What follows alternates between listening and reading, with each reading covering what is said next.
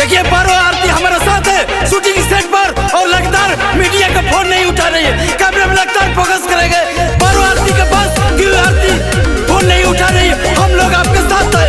अगर न्याय चाहती हो तो मीडिया में आप आना चाहिए, आना चाहिए। मैं मीडिया में नहीं आना चाहती हूँ, मुझे धमकी पे धमकी मिल रहा है।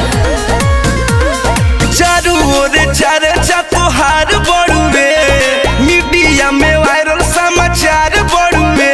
सूत्रों के हवाले से पता चला है कि आपके साथ बड़ा कांड हुआ है। चारू ओर चर्चा तोहार बड़ुए, मीडिया में वायरल समाचार बड़ुए।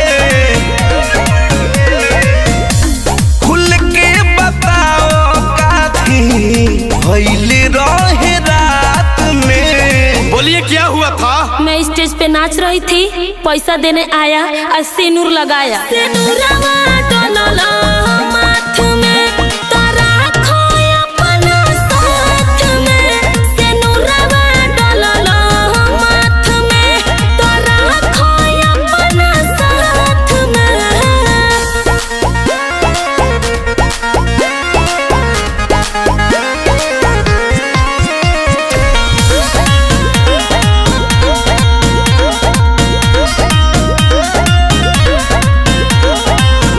सारा नौ छिटिया के कैलू कौन फ्यूज हो, ट्रेंडिंग में तोहरे अबही चलता न्यूज हो। सुना कोरे कटर में दाग लागल बा, तो खोपड़ी में आग लागल बा। हाथा ना अजूबा घट एक मुलाकात में। बोलो क्या न्याय चाहती हो?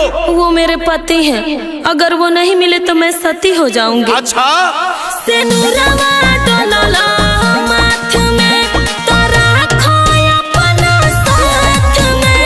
सिंदूरवा डोलला माथ में, तोरा खोया अपना साथ में।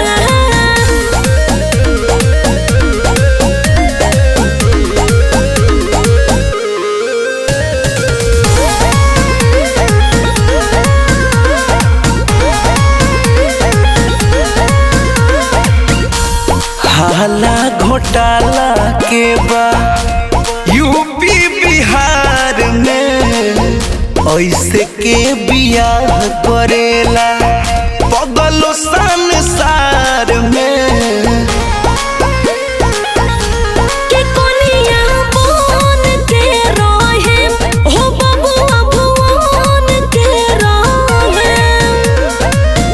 दीपक सब करी है ना तोहके जात पात में। बोलिए उसके साथ क्या किया जाए?